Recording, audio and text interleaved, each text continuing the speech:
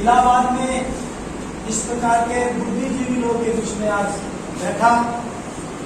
बड़ा नाम था इलाहाबाद का, सिविल सर्विसेज में यहाँ पर सबसे ज्यादा बच्चे क्वालिफाई करते हैं। तो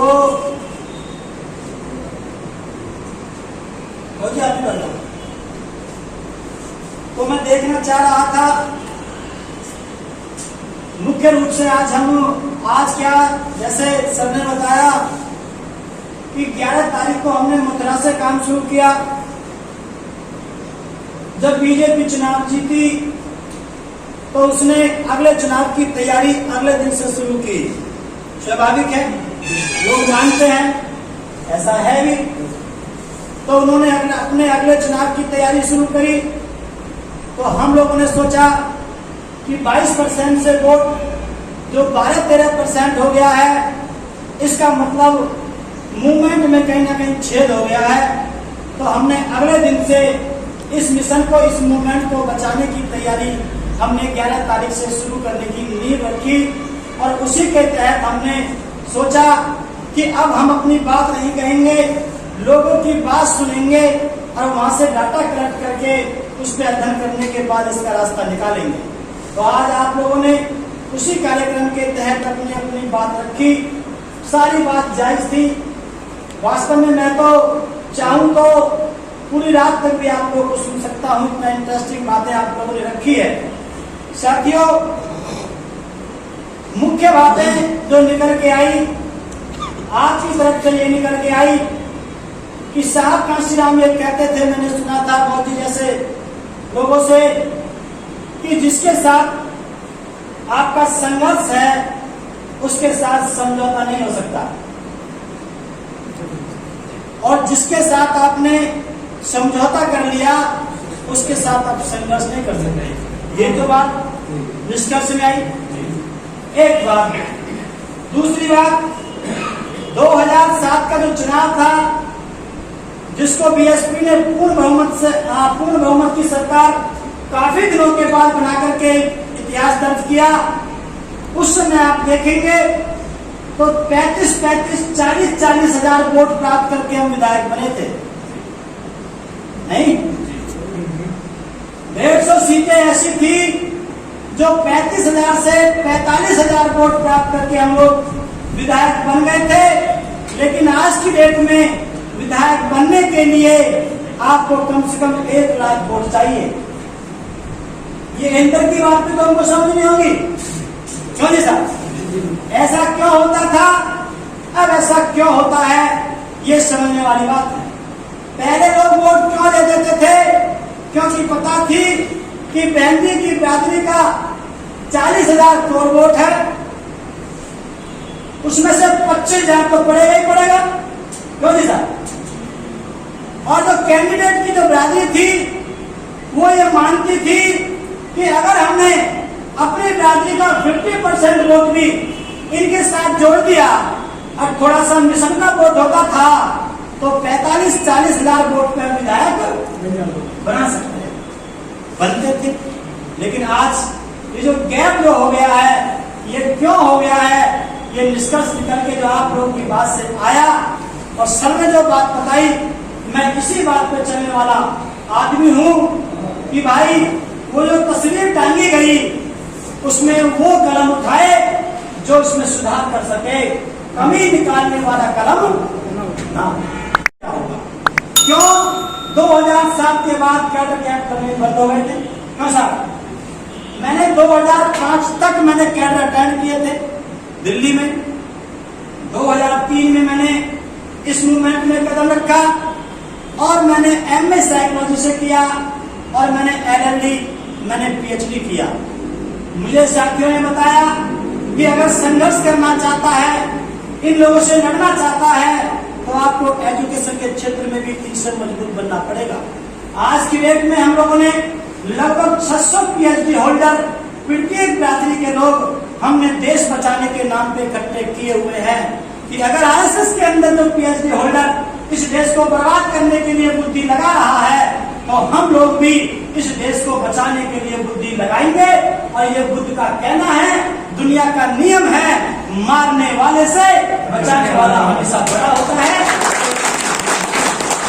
सम्मानित साथियों, जो कैडर है ये बंद हुए, लेकिन एक बात आपको और समझनी पड़ेगी, जैसे गौतम साहब ने बताया, ये कुदरत इस मिशन तक पहुंचाने के लिए कैडर पे चलने वाले लोगों को जो काम जो लीड करता है उसकी एक ड्यूरेशन होता है, उसका आउटपुट की सीमा होती है।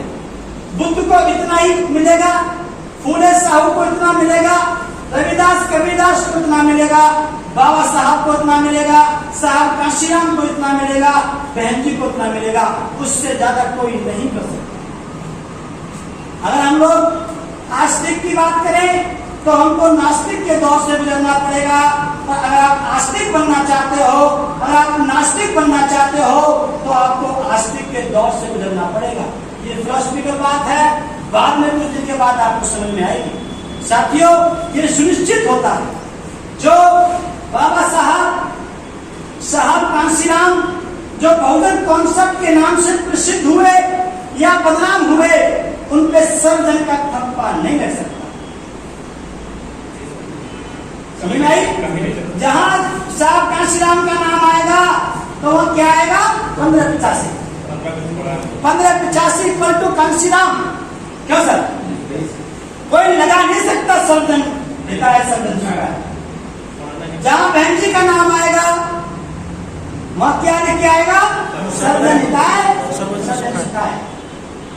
ये अपडेट किया है, इसमें बहन जी ने बहुजन का हिस्सा नहीं मारा है। बहन जी ने 85% का हिस्सा नहीं मारा है, बल्कि 15% के लोगों को भी ये कहा है कि हम भी आपको तुम्हारा हिस्सा देंगे, हम बेईमान नहीं।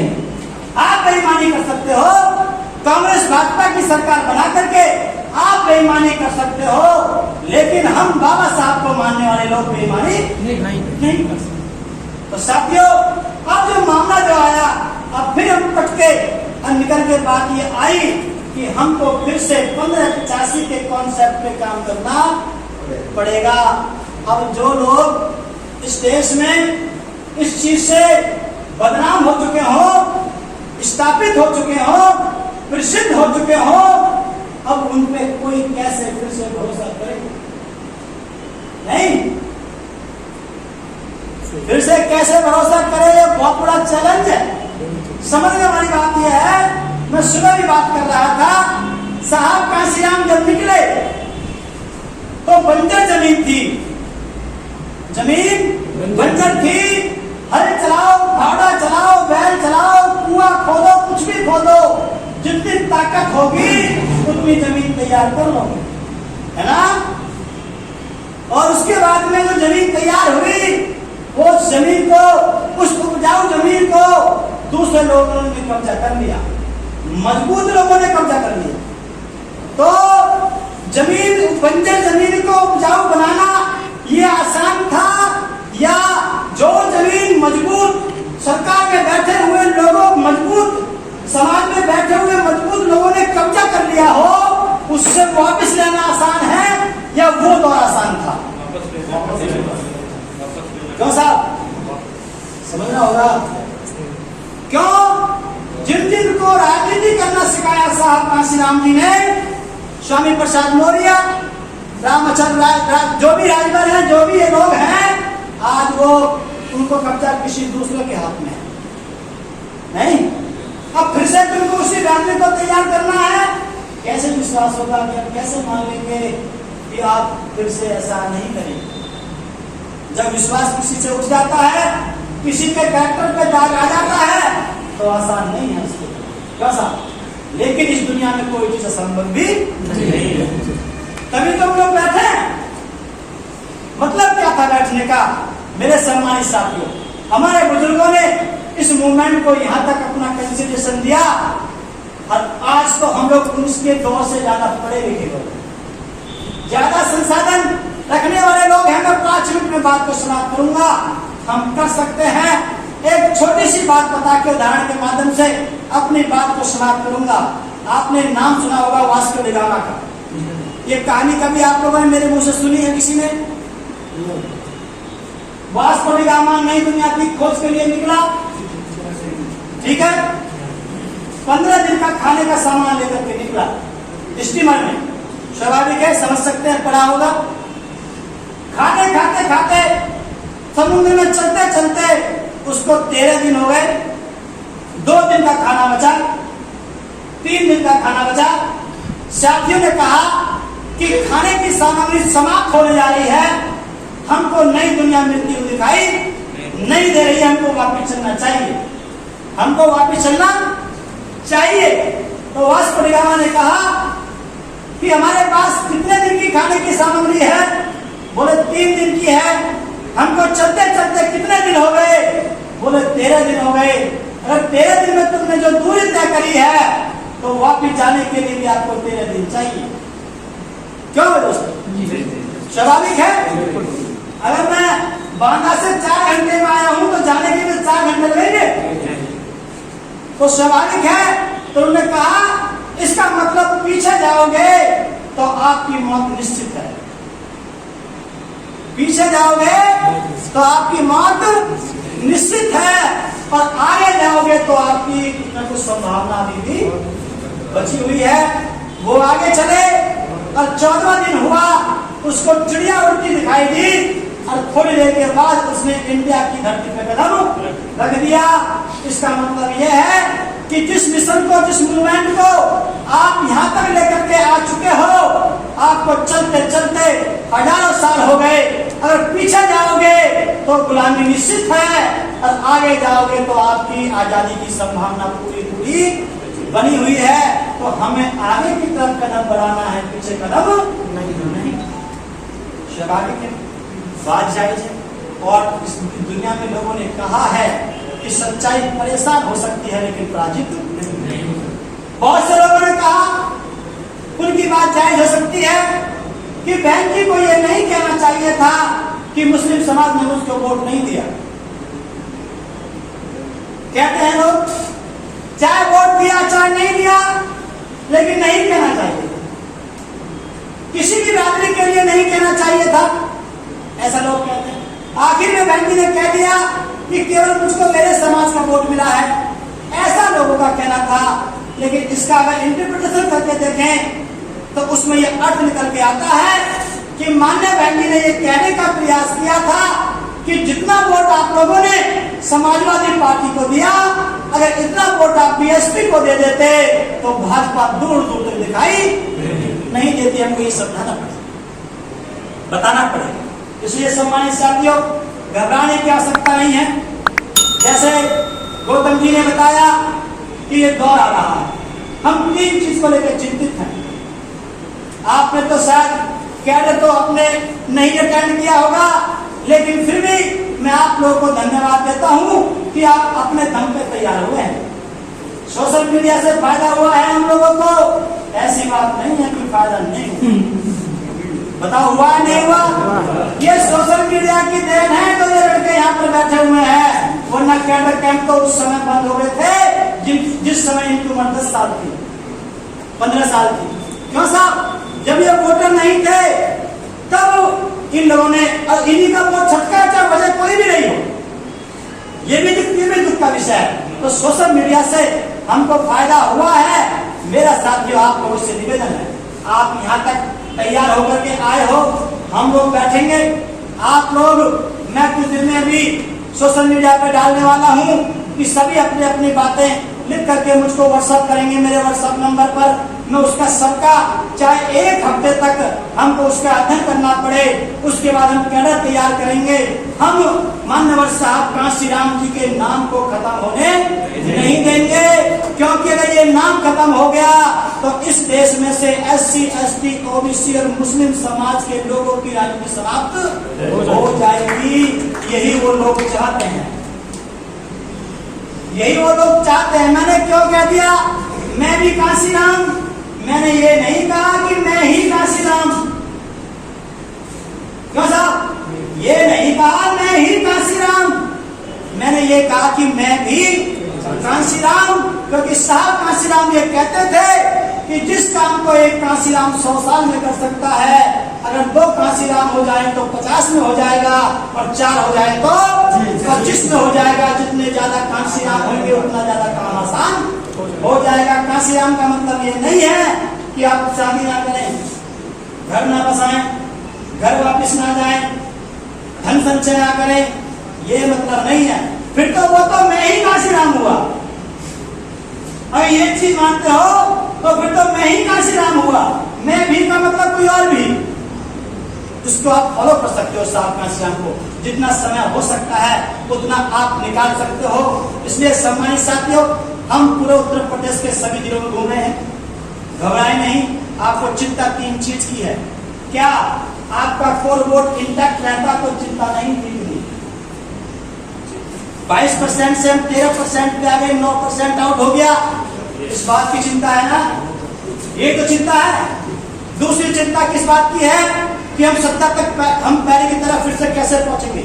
तीसरी बात क्या है, जो अंदर दबी हुई है तुम बता नहीं सकते, जो अंदर दबी हुई है जिसको तुम बता नहीं सकते, जिसको तुम घर जाके सोचते हो, उसे आपको ये कहते हो कि आफ्टर बहन जी इस मूवमेंट को कौन लीड करेगा। है नहीं, इसको छोटा बच्चा भी सोचता है। क्यों बाबू जी आप भी सोचते हो हमारी उम्र, हमारे बाल सफेद हो गए, वो तो शुक्र है जिसने काली मेहंदी बना दी, नहीं तो बाल खराब हो जाती। नहीं, मैं कह रहा हूँ काली मेहंदी की वजह से आदमी 5-7 साल ज्यादा जीता है। तो आपका बहुत बहुत धन्यवाद। घबराने की आवश्यकता नहीं है। मुझसे किसी ने कहा हम कैसे माने कि तू नहीं बिकेगा, जयप्रकाश तू नहीं बिकेगा, हम कैसे माने। और जी बैठ जाओ, 1 मिनट की बात साहब, आप भी बैठ जाओ सर, पकड़ लो ना, ध्यान जाओ उसको,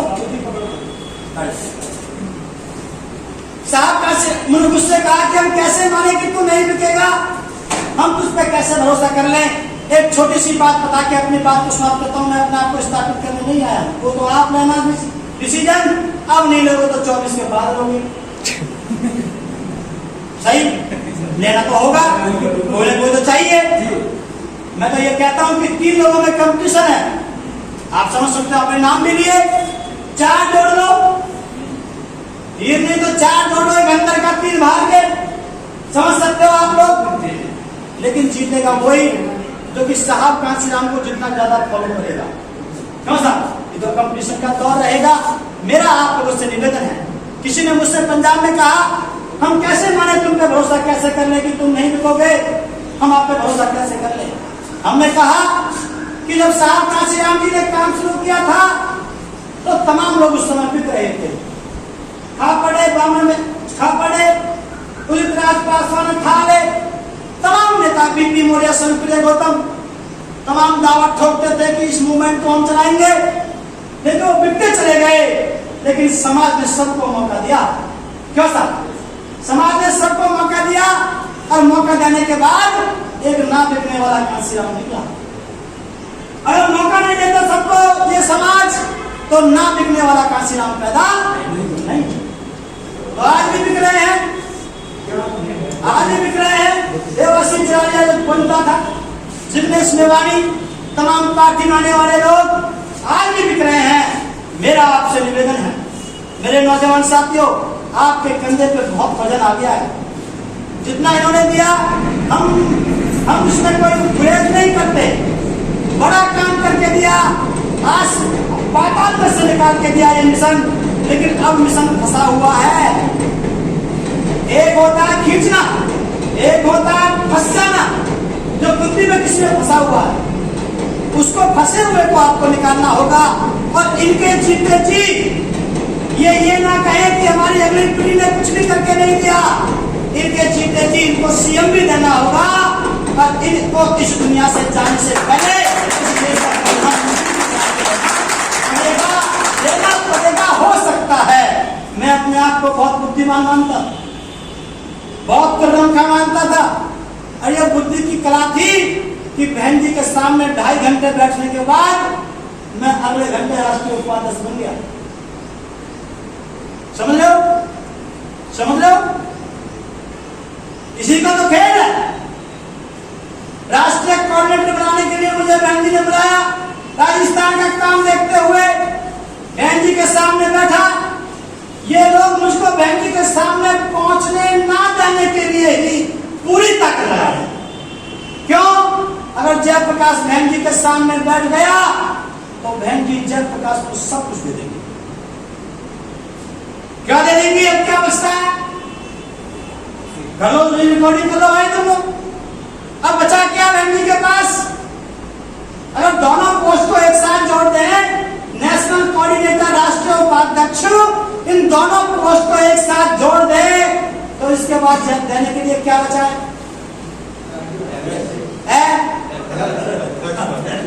बस इसी बात का डर है कि अगर जयप्रकाश बहन जी के सामने आ गया तो कहीं बहन जी ये ना कह दें कि भैया धन संपत्ति आकाश बेटे तू ले जा और इस मिशन पार्टी को ये लड़का जयप्रकाश चलाए। मैं भी कोई छोटा मोटा दिमाग का आदमी तो घर हूं नहीं। लगा लो तुम पूरी ताकत। आज बीएसपी के बड़े बड़े नेता जो अपने आप को ये कहते थे कि जयप्रकाश की एंट्री नहीं होने देंगे, जो ये कहते थे उस समय कि डॉक्टर अंबेडकर को संविधान सभा में जाने नहीं देंगे, लेकिन ये कुपत्थी बाबा साहब की कि उन्हें दरवाजा बंद करे तो बाबा साहब कहां से आ गए थे? आज वो व्यक्ति से चर्चा कर रहे हैं कि अगर हमें अपनी गाड़ी में तेल डलवाना है तो जयप्रकाश की वापसी करनी पड़ेगी।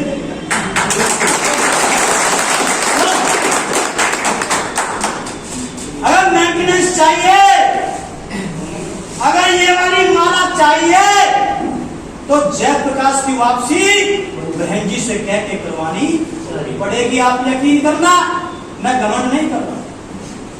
बड़े बड़े धुरंधर नेता दिल्ली के यूपी भवन में बैठे हुए हैं कि जयप्रकाश कब दिल्ली आएगा और कब इससे बात करेंगे, लेकिन मैं आपके बीच में हूं। क्यों? साहब कांशीराम कहते थे तुमको नेता कांशीराम नहीं बनाएगा। बाबूजी साहब कांशीराम कहते थे कि तुमको नेता कांशीराम नहीं बनाएगा, नेता तो तुमको समाज बनाएगा। जाओ समाज के बीच में जाना वही तय करेगा कि आप नेता हैं या नहीं। तो तब का तो मैंने तुम्हारा गप्पा मैंने खूब देख लिया। आज तुम लगा दो कल को हटा लो, हटा ली है, लेकिन समाज ने एक बार तय कर लिया। देख लो कुछ भी है, कुछ भी हो जाए, लेकिन बहन जी के लिए अगर समाज ने कह दिया कि ये हमारी नेता है तो मरना मंजूर, हटना मंजूर नहीं। ये प्रिंसिपल है, ये कैरेक्टरिस्टिक्स है, ये फीचर है समाज का। मेरे सम्मानित साथियों, बेफिक्र रहो, मेरा साथ देना। अब तो मैं मेरा बोल रहा हूं, पहले नाम बोलता था, अब नहीं तो 24 के बाद बोलूंगा। आप एक बार साथ खड़े हो जाओ, मैं आपको वचन देता हूं, ना बिकूंगा, ना झुकूंगा, ना रुकूंगा।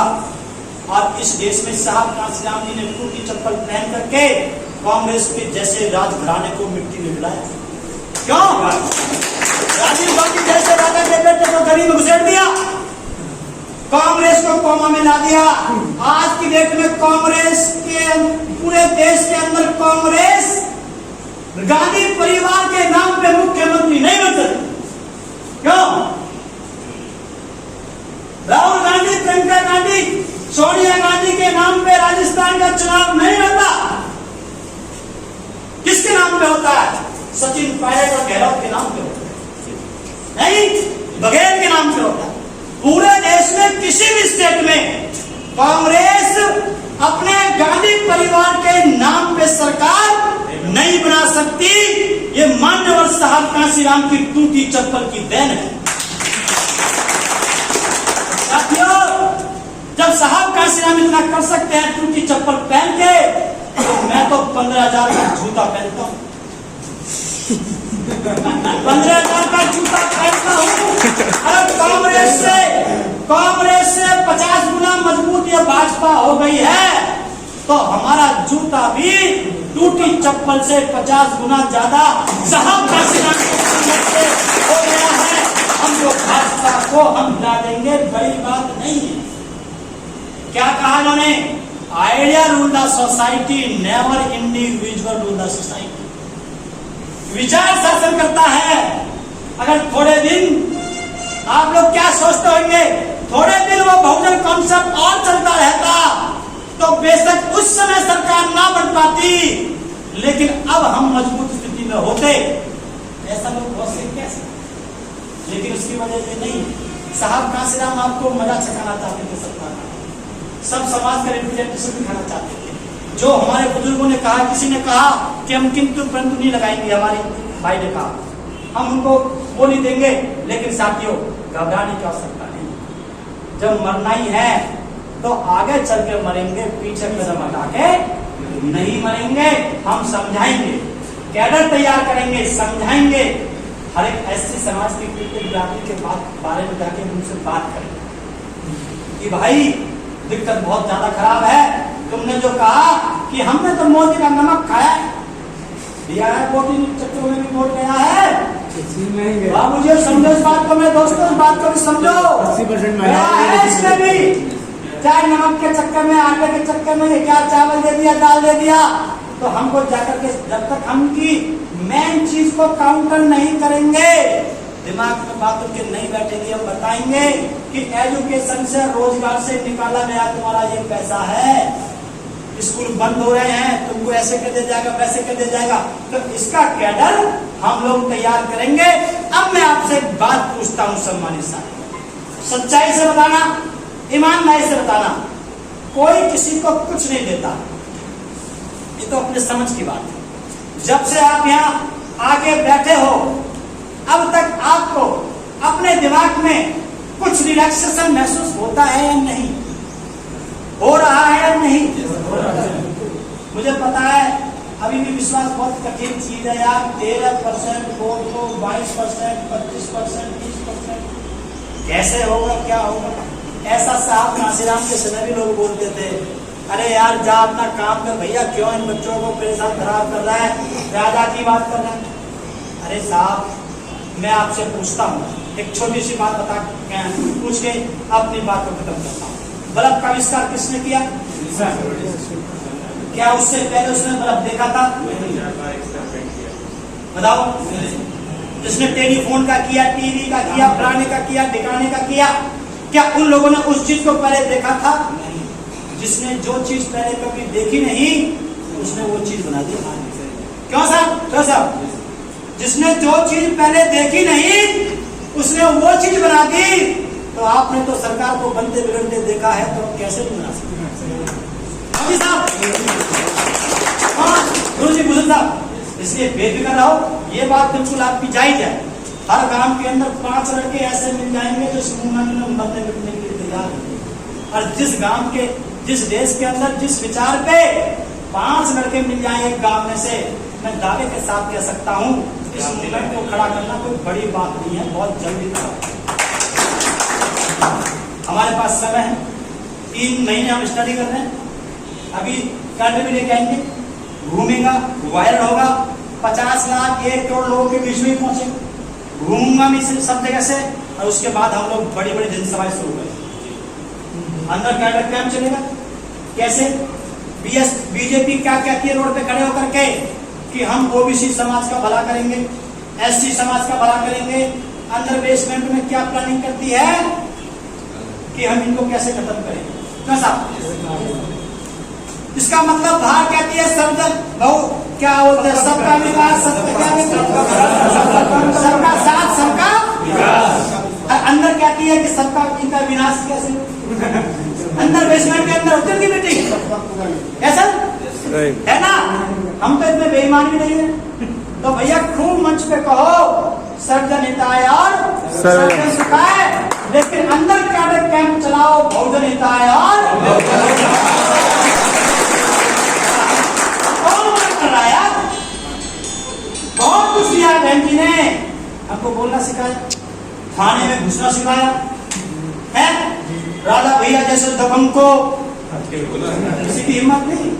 अटल बिहारी वाजपेयी देश के प्रधानमंत्री थे, यहाँ के लोग गए, हिम्मत कर पड़ी कि तू तो हमारे ब्राह्मण समाज का है, बेगूसराय ठाकुर है, ब्राह्मण गए, फिर बढ़िया गए, किसी की हिम्मत नहीं पड़ी। लेकिन उसके बाद जब सरकार बनी तो गरीब के बेटे गए, क्या बताया? ये मगरमच्छ में डाल देता है, बहन जी ने कहा वो नहीं, उसके बाप को भी लेके आओ जिसने इतने गंदे लड़के को पैदा किया, उसके भी तूने इतना गंदा लड़का पैदा किया। कहते हैं बहन जी एटीट्यूड में, मैं कह रहा हूँ इसी एटीट्यूड की देन है तो डिसीजन ले लिए। इतना बड़ा स्मार्ट सारा पर्दा लगा दिया रोड पे, किसी को पता ही नहीं चला कि पर्दे के पीछे क्या बन रहा है। किसी मंत्री की हिम्मत नहीं थी तो बता दे कि क्या बन रहा है, गैस कर देते कुछ बन रहा है। किसी व्यक्ति का एटीट्यूड होता है, ये उसका फीचर है। बहन जी कि चाहे बोल्डनेस मान लो, चाहे कुछ भी मान लो, लेकिन इससे हमको राजनीति में फायदा हुआ, इससे मतलब बोल्डनेस आई, मरना मंजूर कोई बात नहीं।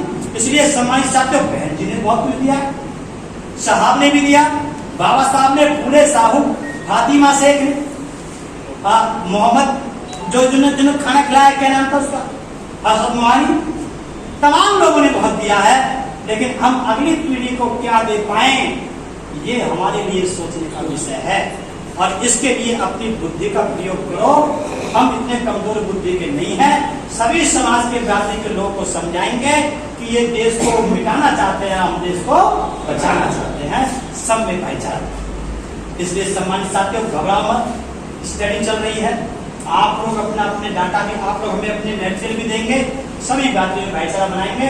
और 3 महीने का समय दे दो, चौथे महीने से आपको प्रत्येक गांव के प्रत्येक कोने पर अन्य समाज के बिरादरी के लोगों में बैठ करके, खड़ा होकर के बड़े प्यार से तुमको समझाते हुए लड़के दिखाई देंगे। क्या भैया तुमने भाजपा को वोट दिया, कोई बात नहीं, फिर दे देना। तुमने भाजपा को वोट दिया, सपा को वोट दिया, तुमने भाजपा को दिया, फिर दे देना। लेकिन देने से क्या क्या नुकसान हो रहे हैं ये सब क्यों जी साहब? देने से शिक्षा कैसे खत्म हो रही है, रोजगार कैसे खत्म हो रहा है, इस गेहूं चावल में कौन सा जहर, सीड पॉइजन मिलकर के आ रहा है, करना है। इसी बात को शाहरुख खान ने कहा कि अगर किसी चीज को तुम शिद्दत से चाहो तो पूरी कायनात आपके साथ नहीं, केवल चाह लो, मुझे मिशन बचाना है। आप देखना इस पूरे ब्रह्मांड के अंदर जितनी भी शक्ति है, ये जो रेज है ना, जो बुद्ध के पीछे जो तरंगें होती है, देखा है, जो गोल चक्कर होता है, जिससे अनुमान जैसा आदमी का फरसा रुक गया है ना। वो नाचने वाली कौन थी, अम्रपाली कौन थी, वो नगरवधु, वो बदल गई। क्यों? जैसे बुद्ध के औरे में आई, इसके बाद समझते हो बुद्ध के पास क्यों आई, अंगुली मार बुद्ध के पास क्यों आया, फरसा मारने। जैसे बुद्ध के पास आए, फरसा रुक गया। कोई बता सकता है क्यों रुक गया? क्योंकि बुद्ध का जो औरा था, उसकी जो तरंगें थी, उस तरंगों ने अंगुली मार के ब्रेन की जो निकलने वाली तरंगों को कैप्चर कर लिया। बड़ी चीज छोटी चीज पर हावी रहती है, और बिना इसके कमांड के बॉडी का कोई पार्ट काम नहीं करते, साइंटिफिक है। तो जैसे औरे में आए, और दूर से फेंक के मारता तो पक्का लग जाता, फिर जैसे पास में आए तो फंसा, रुक गया। ये बॉडी ने, ब्रेन ने कमांड से देने से मना कर दिया, कैप्चर हो गया। ऐसे नगरवधु वो दोस्ती करने के लिए आई, जब पता चली कि यहाँ तो भैया औरत दूसरा है, तो बात खत्म। उसने कहा मुझे भिक्षु वाले दिया, मैं कहीं नहीं रही। ये ज्ञान की बात है, औरे की बात है। आपके पास बहुत औरा है, चारों तरफ आपके पास अच्छाई भरी पड़ी है। आप चाह लो, पूरी दुनिया के, पूरे देश के लोग आपके विचार को एक्सेप्ट करेंगे कि मानवतावादी विचार ये है। और आज उनका बोलबाला चल रहा है, हर चीज बढ़ के खत्म हो, बढ़ने दो उसको। तो इसलिए सम्मानित साथियों, आप लोग आज आए, आपका बहुत बहुत धन्यवाद। आपने मेरे पास कोई डायरी देखी है? कुछ मैंने लिखा, तुम्हारा किसी का नंबर लिया? नहीं लिया ना। तुमसे कोई बात लिखी? बहुत से लोग कहते हैं भाई ऐसे कैसे, क्यों? क्योंकि मेरा इस प्रकार का समाज में फूट डालने का कोई विचार नहीं है।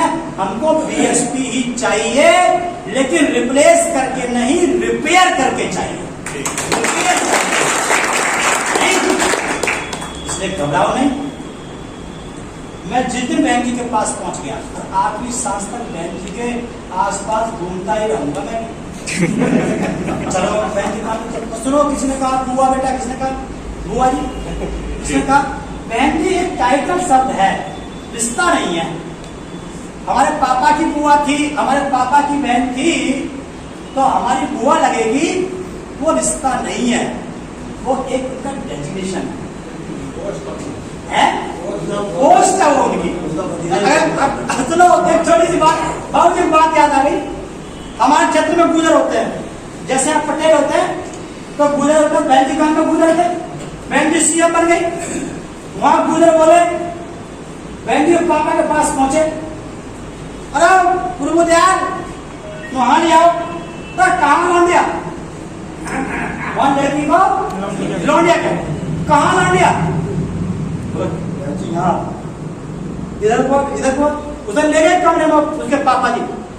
बोले मैं कौन हूँ बहन जी का, बोले मैं कौन हूँ मायावती का, बोले तो बाप है, उनकी दोस्ती थी, तो बाप है। बोले मैं बाप हूँ, लेकिन मैं उसको मायावती नहीं कह सकता, मैं उसको लड़की नहीं कह सकता, मैं उसको मायावती नहीं कह सकता, मैं उसका बाप हूं, मैं भी उसको बहन जी बोलता।